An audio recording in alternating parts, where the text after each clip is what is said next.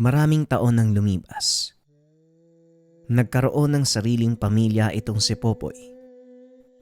Sa kasamaang palad, maagang pumanaw ang kanyang asawa dahil sa pagsilang ng kanilang anak na babae na itago na lang natin sa pangalang Andrea. Pinalaking mag-isa ang bata hanggang sa sumapit sa hustong gulang. Namayapa ang tiyuwing si Pablo, ngunit hindi kinalimutan ni Popoy ang mga aral na itinuro nito. Lumaki si Andrea sa simpleng buhay. Nag-aaral ng sekundarya at wala itong kaalam-alam sa naging nakaraan ng kanyang ama. Hanggang sa dumating ang pagkakataong wala ng ibang pagpipilian si Popoy, kundi ang sabihin sa anak ang totoo nitong pagkatao. Magkasamang nagdadamo ng palayan ang mag-ama nang may isang lalaking lumapit sa kanila. Medyo malayo ang distansya ng dalaga sa mga ito, kaya hindi niya gaanong naririnig ang pinag-uusapan. Naisipan ni Andrea na lumapit dahil napansin nitong tila nagagalit ang ama.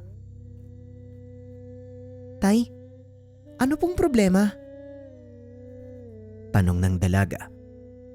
Kaagad namang lumingon si Popoy at ang kausap nito. "Wala naman anak. Doon ka muna sa lilim ha. Mainit ang sikat ng araw ngayon eh. May pag-uusapan lang kami ng bisita ko." Tugon ni Popoy. "Ikaw pala ang anak ni Popoy. Alam mo ba, sikat ang tatay mo sa pinanggalingan niyang bayan." Wika ng lalaki. Kagad siyang inawat ni Popoy. "Marco, tumigil ka. Walang alam ang anak ko tungkol sa nakaraan ko. Kaya pakiusap, wag mo akong pangunahan." Wika ni Popoy. "Alam mo, Manong Popoy, hindi ka dapat nagtatago ng lihim sa anak mo. Siguradong malalaman niya din yan. Sa palagay ko, kailangan niyang malaman ang katotohanan dahil kailangan ka ng mga tao." Wika ni Marco. Biglang naguluhan ng dalaga. Wala itong alam sa kung anong sinasabi ng taong iyon. "Ano po ba yung sinasabi ng taong yan, Tay? At saka sino po ba yan?" tanong ng dalaga. Kaunting pagpapaliwanag tungkol sa personalidad ni Andrea. Lalaki kung kumilos, ngunit may taglay na kagandahan at katapangang minana mula sa ina. Masasabing kabaliktaran nito ng personalidad ni Popoy. Noong binata pa, medyo magaspang kumilos at magsalita ang dalaga. Hindi kagaya ni Popoy na napakahinahon kung magsalita. "Siya si Marco, anak ng dati kong kaibigan mula sa pinanggalingan kong baryo." Tugon ni Popoy. "Ikinagagala kitang makilala, Andrea. Ako nga pala si Marco." Tugon ng binata. "Bueno, dahil narinig mo na ang lahat, doon tayo sa ilalim ng puno ng mangga. Samahan mo na din kaming mananghalian, Marco." Tinignan lang ni Popoy ang dalaga na nooy masakit ang tingin kay Marco. Naunang maglakad ang mag-ama. Kinuha ni Popoy ang pagkakataon upang kausapin ang anak. "Ngayon pa lang hihingi na ako ng tawad dahil sa hindi pagsasabi sa iyo ng katotohanan. Pero gusto kong unawain mo ang lahat ng sasabihin namin sa iyo." Napangiti ang dalaga. Hinawakan sa braso ang ama. "Alam niyo naman po na palagi akong nakikinig sa inyo eh. At isa pa, gusto ko din pong malaman kung saan tayo nanggaling. Ang kadalasang naririnig ko sa mga kapitbahay natin, dayo lang daw tayo dito sa baryo eh." Tugon ng dalaga.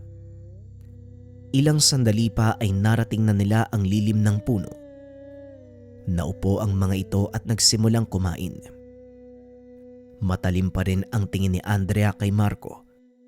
Ngunit patay mali siya lang ang binata at tuloy-tuloy lang sa pagkain.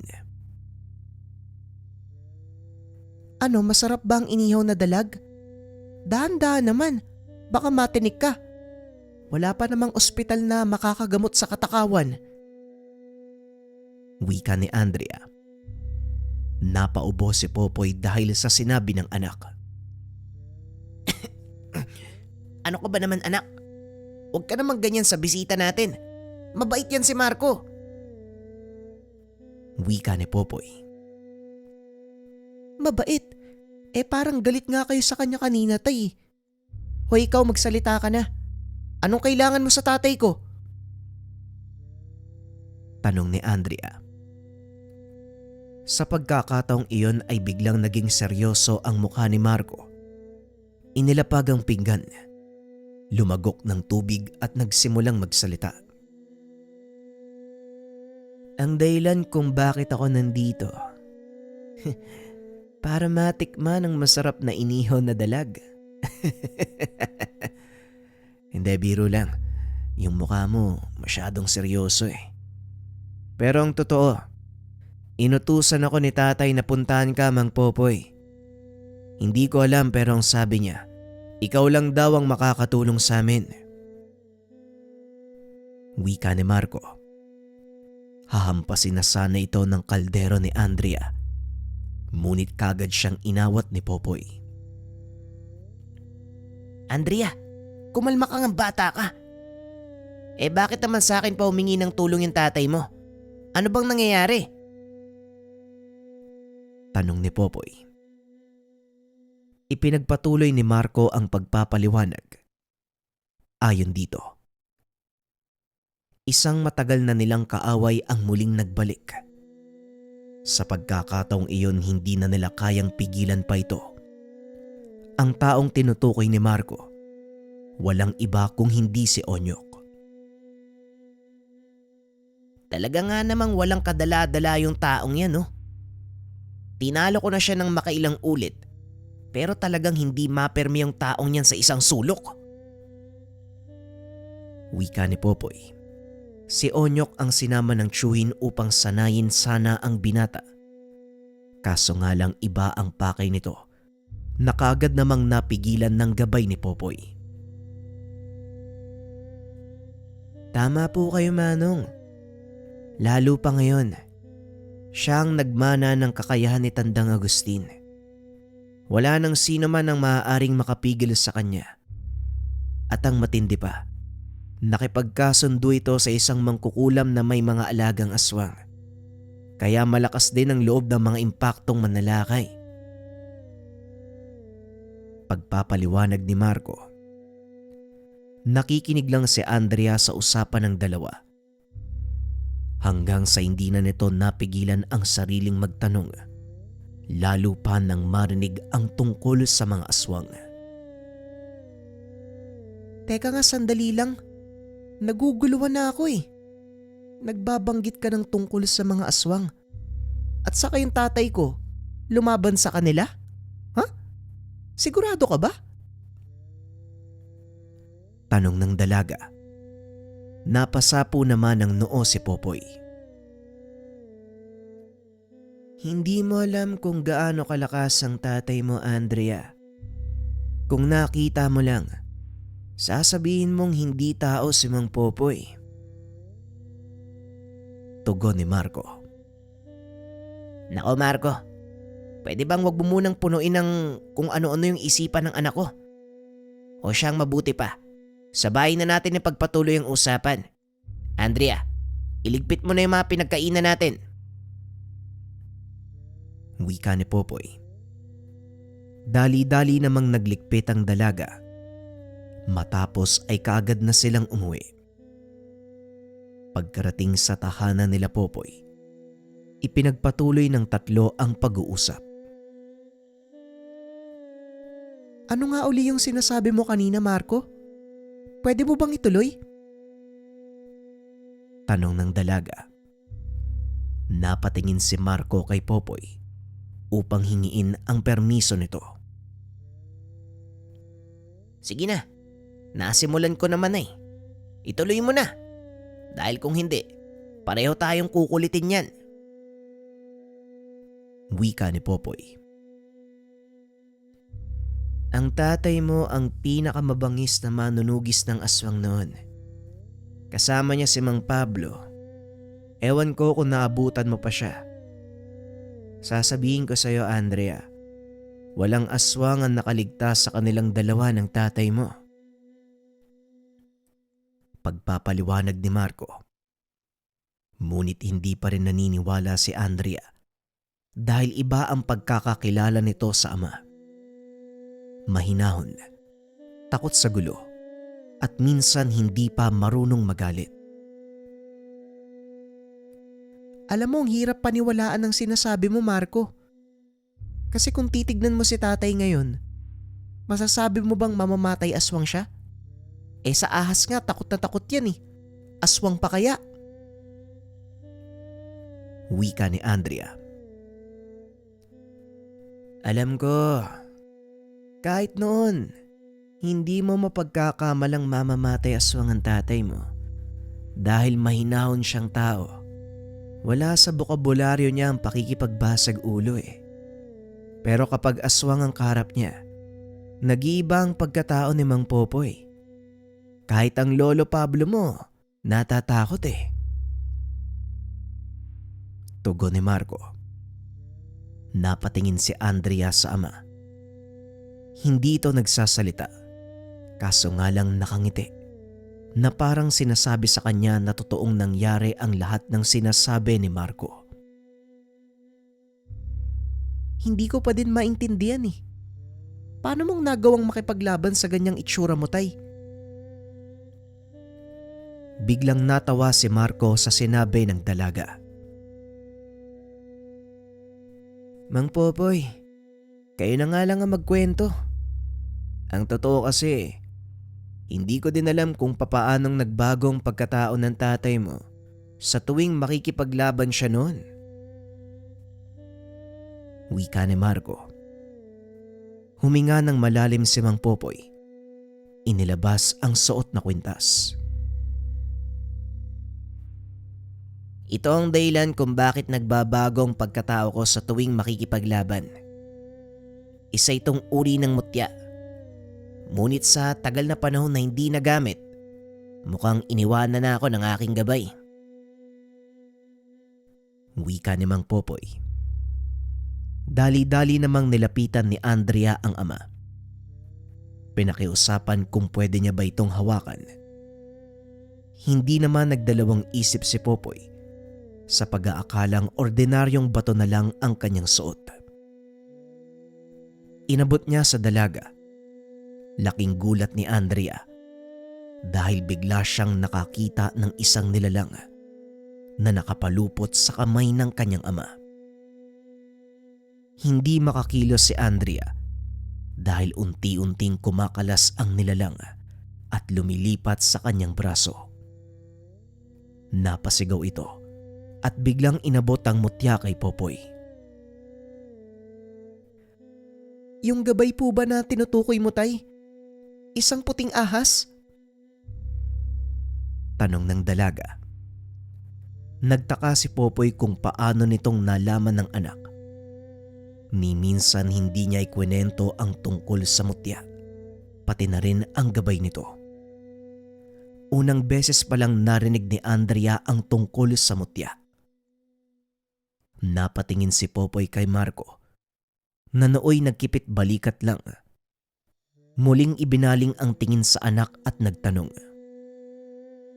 Paano mong nalaman? Wala naman akong sinasabi sa'yo tungkol dito ah. Tanong ni Popoy. Nakita ko po siya, tay. Nakapulupot po sa kamay niyo eh.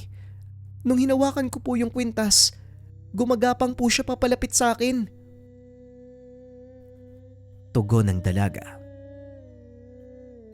Pero ang buong akala ko, matagal nang nawala ang gabay ng mutya. Isa lang ang paraan para malaman natin. Wika ni Popoy. Kagad siyang tumayo at lumabas ng tahanan. Sinabihan nito ang dalawa na manatili sa loob at huwag lalabas kahit anong mangyari.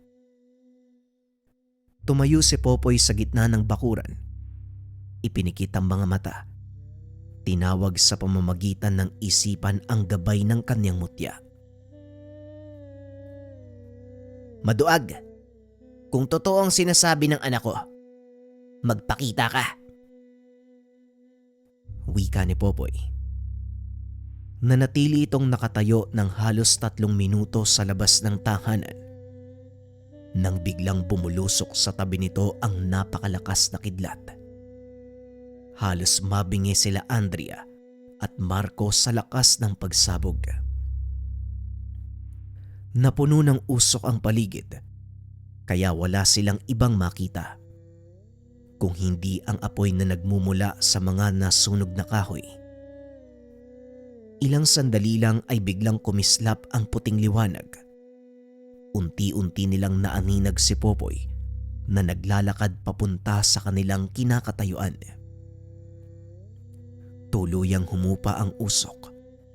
Nanlaki mga mata ng dalawa dahil isang puting ahas na halos kasing laki ng binti ng tao ang nakapalupot sa katawan ni Popoy.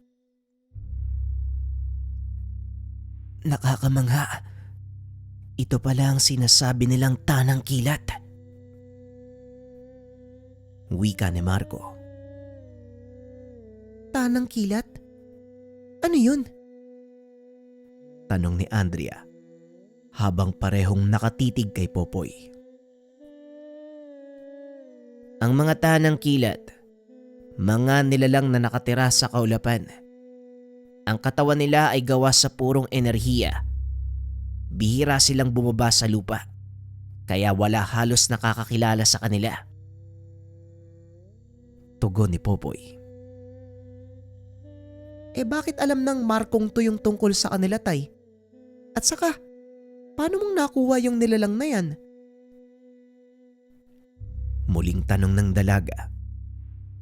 Biglang nawala ang puting ahas sa kamay ni Popoy. Halos mapatalon sa gulat ang dalawa nang biglang may nagsalita sa kanilang likuran. Hindi ako nakuha ng iyong ama.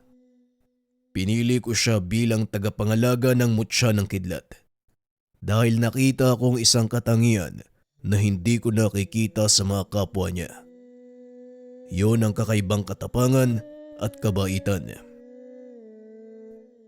Wika ni Magduag. Nakasuot ito ng magarang puting damit. May mga nakasabit na gintong kwintas sa leeg. Sino ka naman? Anong ginagawa mo sa loob ng bahay namin? Tanong ng dalaga. Ngunit hindi sumagot ang binata. Sa halip ay si Popoy ang nagsalita. Ikinagagala kitang makita muli, Maduag. Matagal na panahon na hindi tayo nagkakaharap ah. Napakalaki na nung pinagbago mo. Wika ni Popoy. Ganon din ako, Popoy.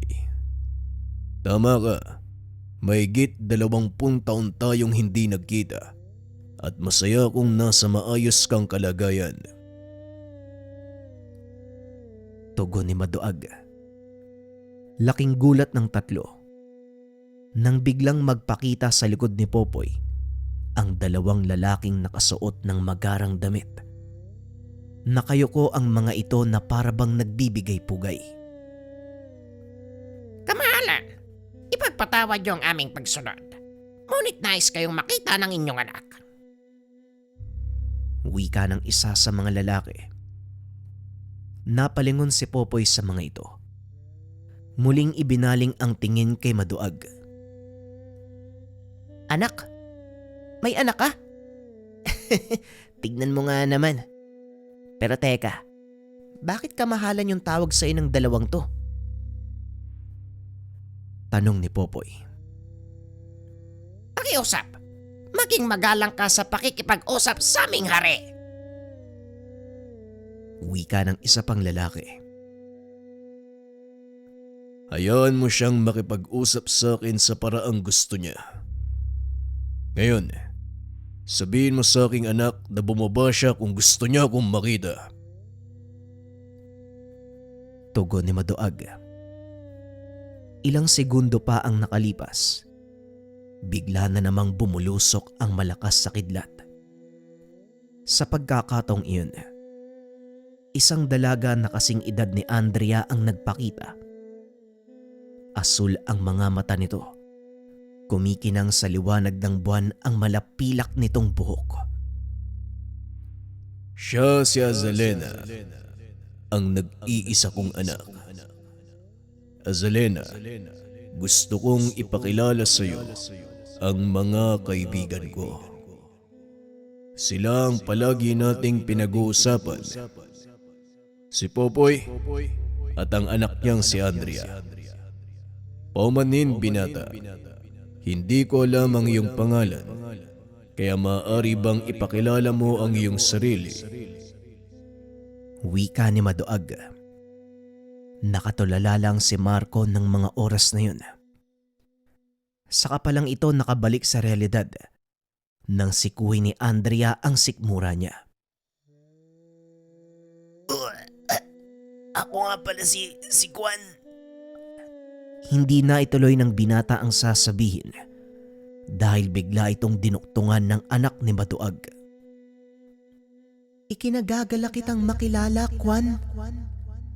Nakakatuwa ang pangalan mo. At kayo din, Mang Popoy at Andrea. Maraming magandang bagay ang sinabi sa akin ng ama tungkol sa inyo. Nang malaman kong bumaba siya dito, sumunod din ako kaagad para personal kong makita ang mga kaibigan ng amang hari. Hindi makapaniwala si Andrea sa nangyayari.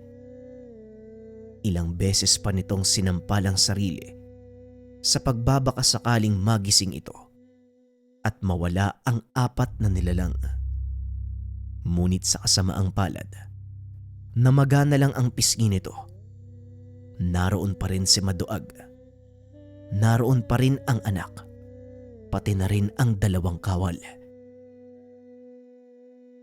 Andrea, ano bang ginagawa mo? Papasukin mo ang ating mga panauhin. Nakaharang pa kayo dyan sa pintuan eh. Wika ni Popoy. Kagad namang inutusan ni Maduag ang dalawang kawal na umalis. Sabay pasok sa tahanan. Tinuloy ng mga ito ang usapan. Kitang-kita ang tuwa sa mukha ni Azalena. Ito ang unang beses na narinig kong humalakhak ang aking anak Popoy. Mabuti na lang, nagkasundo silang dalawa ng anak mo. Wika ni Maduag habang pinagmamasdan ang dalawang dalagang nag-uusap. Hindi ko din inaasahan na ganito yung mangyayari. At saka bakit hindi mo sinabi sa akin na isa ka palang maharlika? Tanong ni Popoy. Hindi ko sinabi sa iyo dahil hindi naman ako mula sa lahi ng mga hari. Pinili lang ako ng aming mga kauring maging pinuno dahil ako ang pinakamalakas na tanang kilat sa aming pinagmulan. Dahil yun sa'yo, kaibigan. Tugon ni Maduag. Kaunting kaalaman, ang mga tanang kilat ay nagiging malakas sa oras na lumakas din ang kanilang ginagabayan. Sa kasalukuyang estado ng lakas ni Popoy, nagawa nitong mas palakasin pa ang gabay. Kaya naman pala lumaki yung anyong ahas mo, no? Teka, si Azalena ba? Anong anyo ang kaya niyang gawin? Tugon ni Popoy. Akmang magsasalita sana si Maduag nang mapatingin ito sa dalawang dalaga. Nakita ni Popoy ang puting pusa na nakakandong kay Andrea. Kapwa tulog ang mga ito na parang napagod sa buong hapong paglalaro. Samantalang si Marco naman, mag-isang nag-iinom ng lambanog sa lamesa. Aba, tignan mo nga naman. Hindi ko akalaing magugustuhan ni Azalena ang anak ko. Ano sa tingin mo, Maduag? Tanong ni Popoy. Kung ano ang pasya ng aking prinsesa, wala akong magagawa. Alam kong nakita ni Azalena ang mga katangiang nakita ko sa iyo noon. Pero hayaan natin silang magpasya para sa kanilang sarili. Tugon ni Maduag. Tuloy-tuloy sa pag-uusap ang magkaibigan hanggang sa makatulog si Popoy. Laking gulat nito nang biglang marinig ang malakas na tawanan ng dalawang dalaga sa loob ng kwarto ni Andrea. Nagpalinga-linga si Popoy sa pag-aakalang naroon pa rin si Maduag. Ngunit hindi niya ito nakita. Ilang sandali pa ay lumabas ng kwarto si Azalena. Nakasuot ng damit ni Andrea. Maging ang kulay ng buhok at mata nito ay nag-iba din. Prinsesa, ano pong ginagawa niyo? Naku, baka pagalitan ako ng tatay niyo niyan. Wika ni Mang Popoy. Sumunod namang lumabas ng kwarto si Andrea. Kumalma lang po kayo, Tay. Nagpaalam niyan si Azalena at pumayag din si Haring Maduag. Dito muna siya sa atin. Wika ng dalaga. Ay nako, ano pa nga bang magagawa ko? O siya, dito muna kayo. May kailangan pa akong gawin sa bukid eh. Tugon ni Popoy. Kasama nitong pumunta sa bukid si Marco upang makatulong sa gawain. Marco, wala kang pagsasabihan tungkol sa mga nangyari kagabi ha? Maliwanag ba? Wika ni Popoy. Huwag po kayo mag-alala, Mang Popoy. Wala po akong pagsasabihan. Nga po pala, kailan tayo babalik sa baryo? Nag-aantay kasi si tatay dun eh. Halos nakalimutan ni Popoy ang pakay ni Marco, kaya napasapo na lang ito ng ulo. Naku, oo nga pala. Maduag, may kailangan pala akong sabihin sa'yo. Wika ni Popoy. Muling nagpakita si Maduag sa kanilang harapan. Alam ko ang lahat, Popoy. At ikaw lang ang inaantay namin ng anak ko. Tugon ni Maduag. Teka, kasama yung prinsesa? Pero Huwag kang mag-alala, kaibigan. Dahil sa likod ng pagiging mahinhin ng anak ko, isang malakas na mandirigma ang nagtatago. Magugulat ka sa mga mangyayari sa oras na magsanib puwersa sila ng iyong anak. Tugon ni Maduag. Nalabis namang ikinagulat ni Popoy.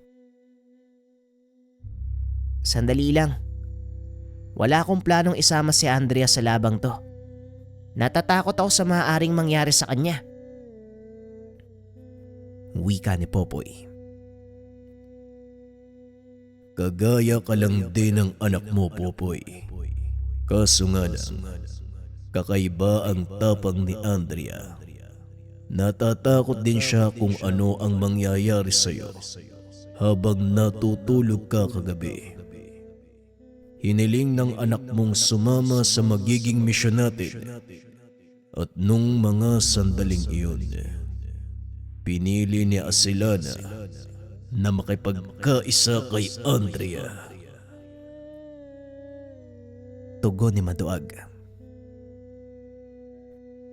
Pasensya na po kayo, Mang Popoy. Pero sinubukan ko pong awatin si Andrea.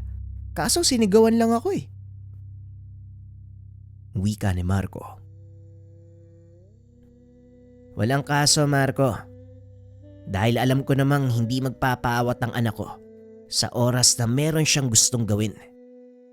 At kung ito ang desisyon niya, hindi ko siya hadlangan.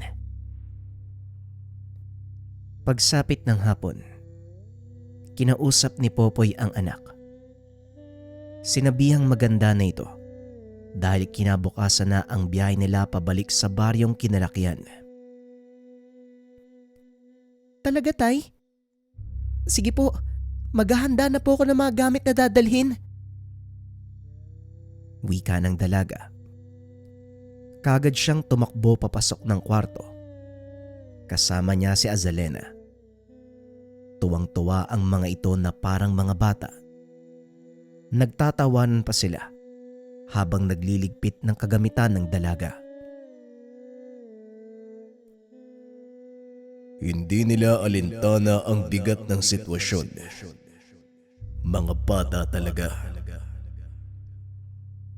Wika ni Maduag. Ito ang inaalala ko, kaibigan. Dahil hindi ko pa alam kung kakayanin ni Andrea ang makipaglaban kung sakaling makaharap natin ang grupo ni Onyok. Tugon ni Popoy. Huwag kang mag-alala, kaibigan. Hindi pipiliin ni Azelana ang anak mo kung wala itong nakikitang potensyal. Malaki ang tiwala ko sa aking anak. At sana, yun din ang gawin mo para kay Andrea. Maniwala ka, kaibigan. Muling wika ni Maduag. Kinabukasan ay maagang umalis ng bahay ang mag-ama. Si Azalena. Piniling mag-anyong tao dahil gusto nitong maranasan ang paglalakbay sakay ng bus. Halos hindi magkamayaw ang dalawang dalaga sa loob ng sasakyan na nakaagaw naman ng atensyon ng ibang pasahero.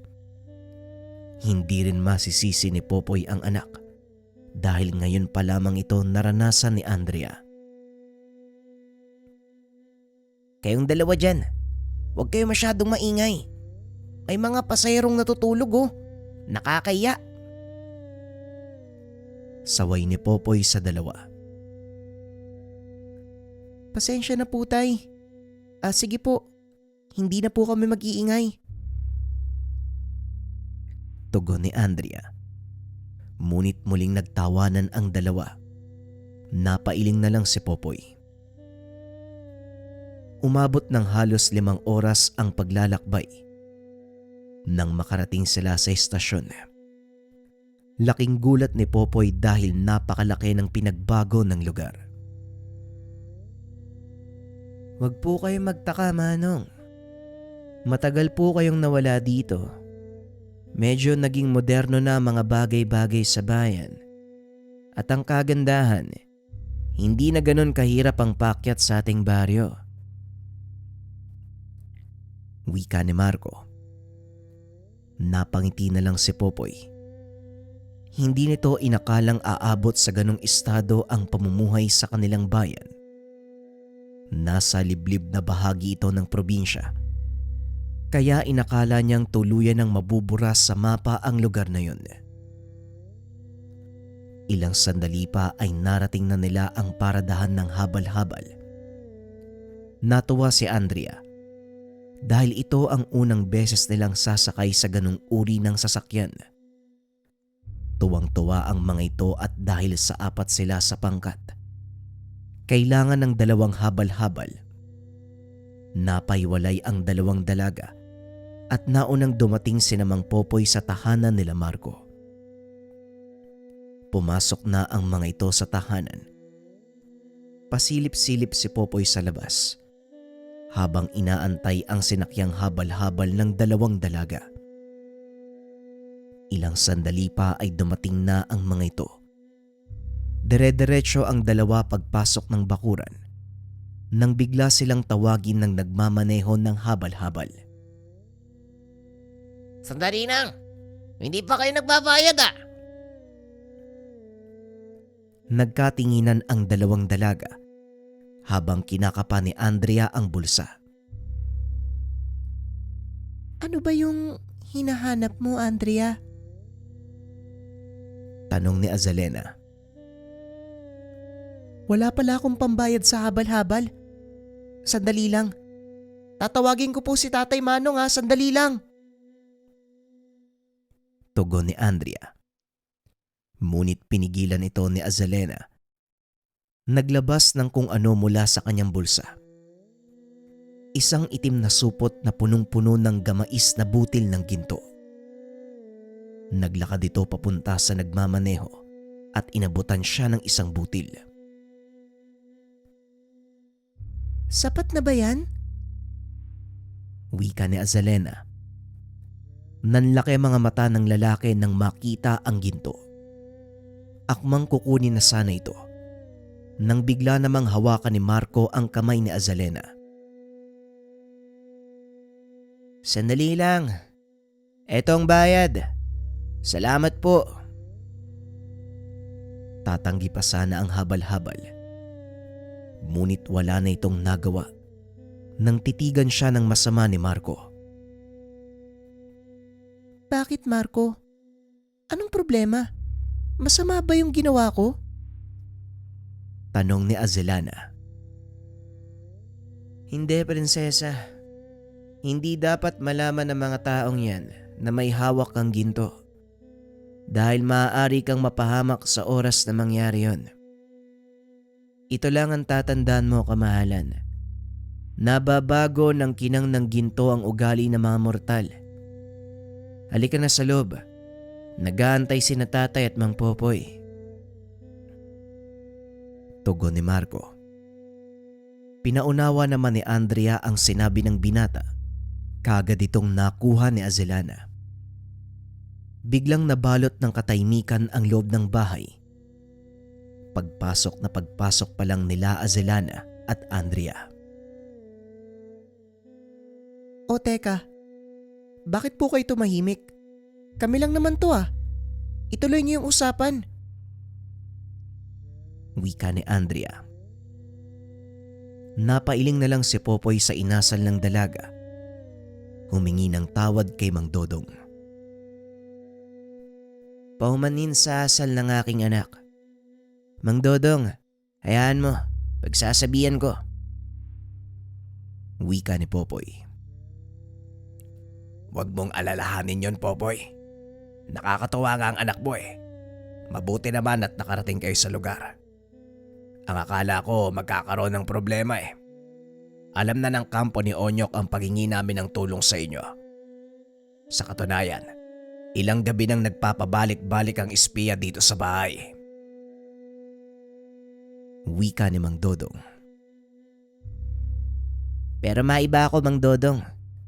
Sa tandaan niyong yan, nakikipaglaban pa din kayo? Pasensya na ha. Hindi naman po sa pangmamaliit pero kaya niyo pa ba? Tumawa ng malakas si Mang Dodong. Hinampas ng baston ang binti ni Popoy. Siraulo ka talagang bata ka. Sa tanda kong to, sa tingin mo, kaya ko pang makipaggabulan sa makipakto. Wika ni Mang Dodong. Si tatay ang nagsisilbi naming utak, Manong. Mamaya, makikilala mo ang ilan sa mga kasama natin. Tugon ni Marco. Matapos ang pag-uusap, kagad na silang inaya ng binata sa kusina upang kumain. Pagkatanghalian, sandaling nagpahinga ang grupo at inaya ni Popoy si Marco na puntahan ang dati nilang tahanan ni Tio Pablo. Sumama naman sina Andrea dahil matagal na nitong gustong puntahan ang lugar kung saan lumaki ang ama. Medyo malayo iyon sa tahanan nila Marco. Kailangan pang tumuwid ng ilog. Isang bagay na hindi pwedeng gawin ni Azalena dahil maaaring mawala ang bisa ng kanyang pagbabalot kayo sa oras na babasa ito ng tubig. Naku tay, tatawid pala tayo ng ilog. Hindi nyo naman sinabi. Bawal mabasa si Azelana. Wika ni Andrea. Walang problema. Papasanin na lang kita, prinsesa. Tugon ni Marco. Ngunit hindi pa man nito nabubuhat si Azelana. Mukhang pagsisisiyan na ng binata ang naging desisyon. Higit na matangkad ang dalaga kung ikukumpara sa kanya. Kaya paniguradong sasayad pa din ang paa nito sa tubig. At sa oras na mangyari yon, paniguradong mangingisay ang lahat ng nakalusong sa ilog. Wag na lang Marco. Salamat sa alok pero kaya ko na to. Wala namang tao eh. Pwede akong…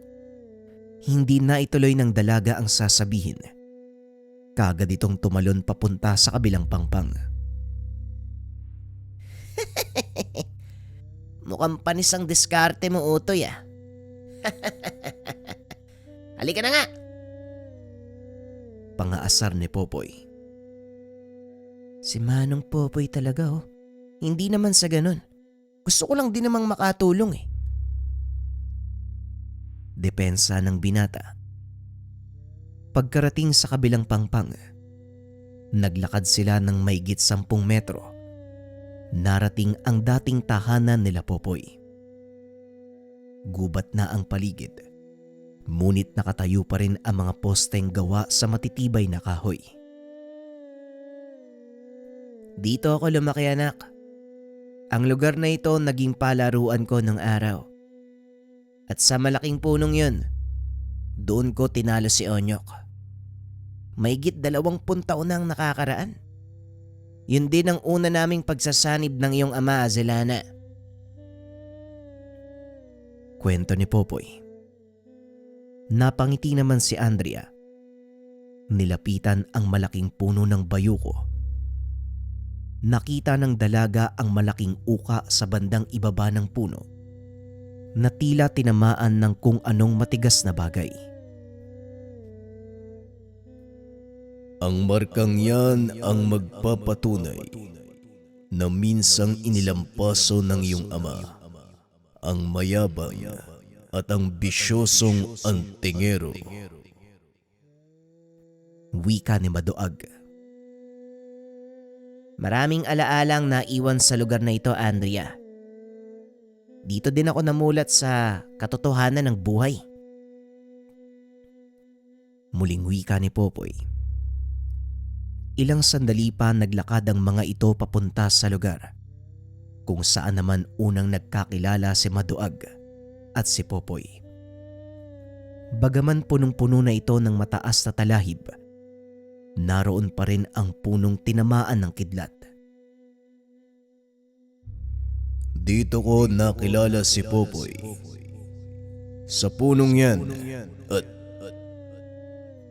Hindi na ituloy ni Maduag ang sasabihin dahil biglang kumidlat ng malakas. Tumama ito sa mismong punong pinagbagsakan ng mutya ni Popoy. Paghupa ng usok kagad lumapit si Azelana habang hila-hila ang kamay ni Andrea. Oy teka sandali lang naman. Para ka mauubusan ah. Wika ni Andrea. Pagkarating sa puno, kagad dinampot ni Azelana ang nagbabagang bato at inabot kay Andrea. Matagal kong inintay ang makapunta sa lugar na to para personal na iabot sa'yo ang mutya na to. Ngayon pareho na kami ni Ama. Alam mo bang matagal kong pinangarap na maging gabay ng isang karapat-dapat na mortal? Natupad yun dahil sa'yo. Tugon ni Azelana. Habang nag-uusap ang dalawa, dumating ang isa sa mga kasama ni Marco. Mabuti na lang nakabalik na sa anyong tao si Azelana bago pa niya ito mapansin. Mabuti naman naabutan ko kayo dito, Marco. Mukhang mapapasabak tayo ngayong gabi. Ayon sa mga kasama natin sa kabilang baryo, namataan daw ang ilan sa mga taong pinagkakatiwalaan ni Onyok. Paniguradong hindi maganda yung plano ng mga yun. Wika ng lalaki. Naiintindihan ko, Ben. Nga pala, siguradong kilala mo si Mang Popoy. Yung dalawang dalaga naman na yon, si Azelana at Andrea. Yung Andrea, anak ni Mang Popoy. Si Azelana naman ay... Kagad pinutol ni Popoy ang sasabihin ni Marco sa takot na mabunyag ang sekreto ni Azelana. Pamangking ko. Kung ganon, kailangan na nating bumalik sa inyong tahanan, Marco. Para makapaganda. Sabihan mo na din yung mga kasama mo. Wika ni Popoy. Pagkarating nila sa tahanan ni Mang Dodong, kagad tinipon ni Marco ang kasamahan upang pagplanuhan ang gagawing paghuli sa mga kasama ni Onyok. Samantalang si Popoy naman, kinausap ang dalawang babae. Binilinan ang dalawa na mag-ingat dahil hindi na biro ang kakarapin nilang laban.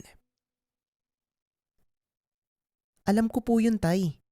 Pero wag po kayo mag-alala. Magkasama naman kami ni Azelana eh. Wika ni Andrea. Napailing na lang si Popoy dahil naaalala nito ang ina sa kanya. Maanak ka nga sa nanay mo. O siya basta. Tandaan mo lang ang mga ipinagbilin ko. Kung hindi mo kayang makipaglaban, pabayaan mong si Azelana ang makipaglaban para sa'yo. Wika ni Popoy. Masyado kang nag-aalala. Manood ka na lang sa mga mangyayari mamaya. Tugon ni Maduag.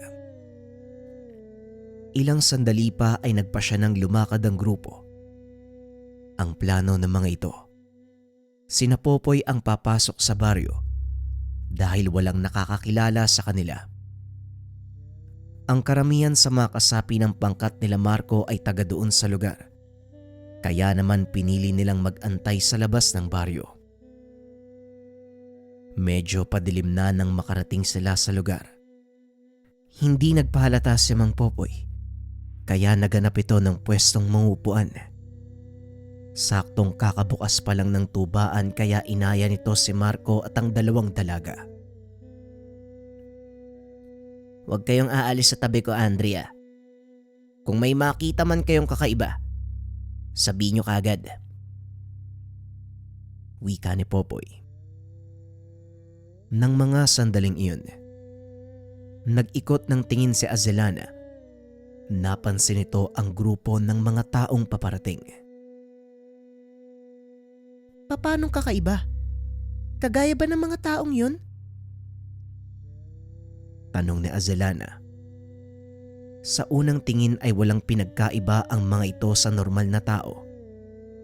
Ngunit sa mga mata ni Azelana, nakikita nito ang orang bumabalot sa kanilang katawan. Sila ang ilan sa tagasunod ni Onyok. Huwag lang kayong magpahalata. Mang Popoy, sila po ang kadalasang nanggugulo dito sa baryo. Wika ni Marco. Mga aswang ba sila, Marco? Hindi ko na kasi alam kung paanong tumingin ang aura ng isang tao eh. Tugon ni Popoy. Hindi sila aswang. Kung nakikita ni Azelana ang aura nila, dalawa lang ang maaari nating pagpilian. Mga antingero o hindi kaya naman mangkukulam. Pero sa ayos ng pananamit ng mga yan, mas mukha silang mga sanggano na nagkukunwaring may alam. Wika ni Marco. Ilang sandali pa ay dumating na ang may-ari ng tubaan. Kaagad nilapitan ang mga kalalakian upang tanungin kung ano ang may paglilingkod nito. Anak nang, niloloko mo ba kami? Ano ba ang tinda mo dito? Hindi ba tuba at lampanok? Bakit ka pa magtatanong? Meron ka bang ibang iaalok sa aming tanda? Tanong ng isa sa mga lalaki. Kilala ko ang isang yan. Siya si Baldo. Nag-ahari-harian siya sa lugar na to. Kahit sa kabilang baryo, kilala yan sa kagaspangan ng ugali. Wika ni Marco. Mukhang hindi nga malayo sa description mong pinapakita ng taong yan. Ayan nga oh, dito na nakatingin. Wika ni Popoy. Tumayo mula sa kanilang mesa ang sinasabi nilang Baldo. Lumapit sa kinaupuan ng dalawang dalaga. Hinayaan lang ito ni Popoy dahil alam niyang may kalalagyan ang taong ito sa oras na galawin ni isa kay Acelana at Andrea. Uy, kung siniswerte ka nga naman, may mga sariwang bulaklak sa gabi. Tanda, baka naman pwede mong ipahiram sa amin to. Medyo nakakabagot kasing uminom ng walang kasama. Wika ni Baldo. Hindi naman nagsalita si Popoy. Nakayuko na lang ito at patuloy na umiinom mula sa kanyang baso. Laking gulat niya nang biglang hampasin ni Baldo ang kanilang mesa. Napaangat ng tingin si Popoy. Napansin ni Marco ang bagyang pagkislap ng kamao nito. Kagad nang tumayo ang binata dahil alam na nito kung ano ang susunod na mangyayari. Bastos kang matanda ka. Tinatanong kita, bakit hindi ka sumasagot? Kilala mo ba ako? Tanong ni Baldo. Ngunit patuloy lang siyang tinitigan ni Popoy. At sa hindi inaasahang pagkakataon, isang malakas sa suntok ang tumama sa mukha nito. Dahilan para tumalsik si Baldo papunta sa kabilang mesa. Paglingon ni Popoy, nakita nitong nagpapagpag ng kamay si Andrea. Diyan ka lang, Tay. Ako nang bahala sa bastos na to. Wika ng dalaga. Dumiretso siya sa pwesto ni Baldo. Kasunod nito si Acelana na nooy kitang-kita ang marahang pagkislap ng kuryente sa mga kamay. Dahan-dahang tumayo si Baldo. Pag-angat ng tingin nito, nakita ang nakangiting mukha ni Andrea. Isang malakas sa suntok ang muling ibinigay ng dalaga. Akmang makikisali pa sana ang mga kasamahan, ngunit bigla silang pinigilan ni Marco. Kung ayaw niyong matusta, huwag kayong mangyanyalam. Wika ng binata ngunit nagmatigas ang mga ito. Itinulak si Marco papunta sa sulok at dali-daling pinuntahan ang dalawang dalaga. Sandali lang. Aba, mga lalaki ba kayo? Dalawang babae ang kalaban nyo. Pinagtutulungan nyo pang anim. Wika ni Popoy. Dali-dali siyang sinugod ng tatlo sa mga ito. Habang ang tatlo naman ay pinuntahan sina Andrea. Tumakbo naman palabas ang may-ari ng tubaan dahil sa nangyaring gulo. Nanlaki mga mata ni Popoy nang biglang mapasigaw si Baldo. Laking gulat ng mga kasama nito nang makitang nangingisay ang kanilang pinuno na para bang kinukuryente. Nang bitawan si Acelana, umuusok pa ang katawan nito. Kagad nagsipagpulasan ang mga tauhan ni Baldo. Hinabol sila nila Marco. Nagbigay ito ng hudyat sa ilan pa nilang kasamahan. Mabilis namang lumabas ng tubaan sina Popoy kasama ang dalawang dalaga para habulin ang mga papatakas na kalaban. Ngunit pagkarating sa labas ng baryo, Dalawang lalaki ang nakita nilang nakatayo. Nako, naloko na. Nandito ang anak ni Onyok, si Martin. At yung kasama niya, hindi ko po kilala Manong pero malakas ang kutob ko na isa yan sa mga matataas na tauhan ni Onyok. Wika ni Marco. Ganun ba? Andrea, Azelana, kunin niyo ang binata. Ako nang bahala sa kasama niya. Alam ni Marco na hindi si Popoy ang nagsasalita ng mga sandaling iyon. Kaya kagad siyang tumabi. Naunang tumakbo si Popoy papunta sa kinakatayuan ng dalawang lalaki. Walang sabi-sabi.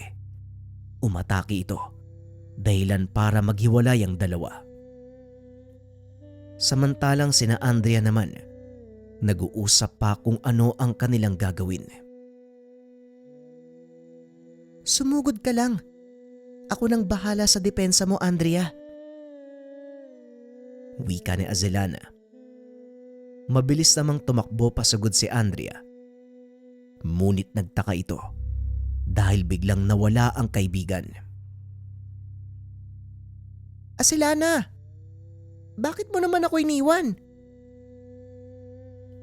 Hindi kita iniwan. Nandito lang ako. Tumingin ka sa kamay mo. Tinignan ni Andrea ang mga kamay.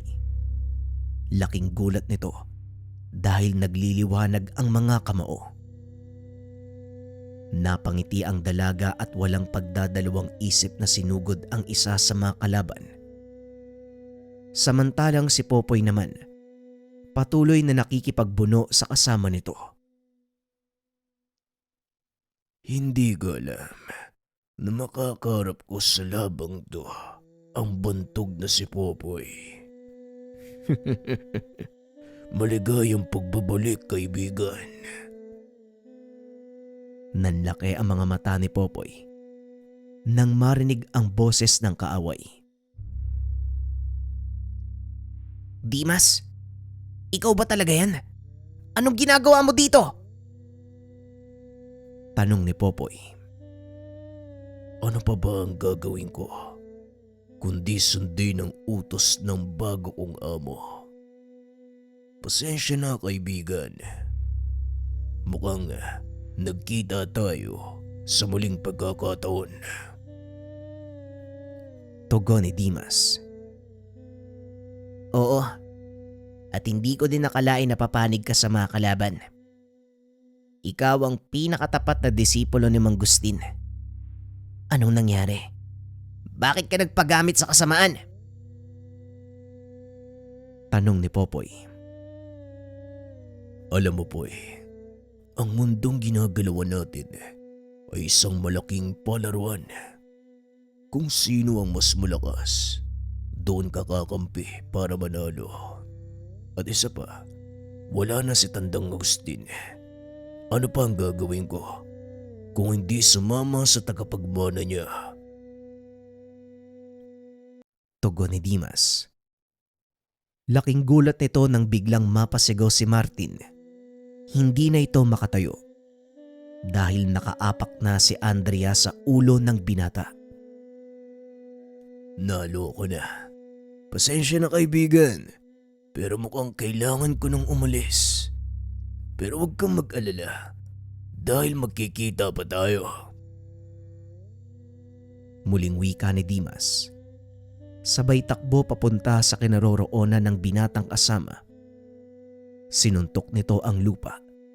Dahilan para yumanig at mawala ng balanse si Andrea. Pagkatumba nito, kaagad niyang kinuha si Martin at tumakbo palayo. Sandali lang! Bumalik ka dito! Hindi pa tayo tapos!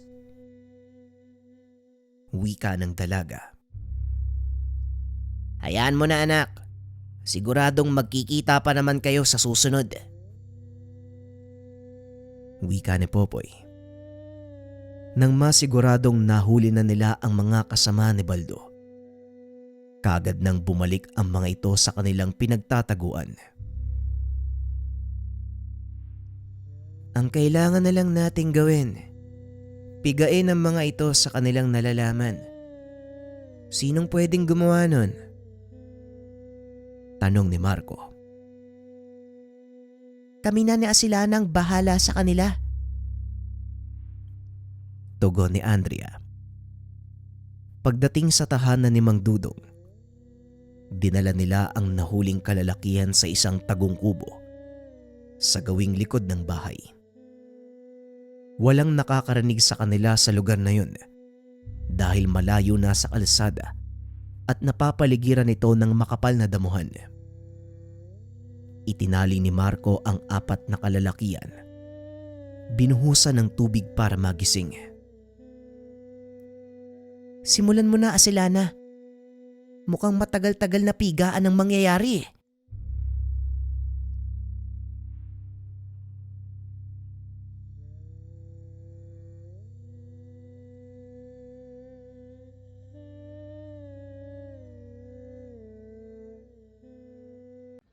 Magandang araw mga kabayan, may available tayo ng habak de bala, 20 pieces lang to. Paunahan na lang sa mga magbe-message kagad. Pwede na rin kayo mag-order sa Shopee, merong link dyan or pwede din dito sa Facebook natin. Message kayo kagad kasi once na ma-post ko to, siguradong ubusan kagad to. Kasama din dito yung orasyon mga kabayan. Maraming salamat.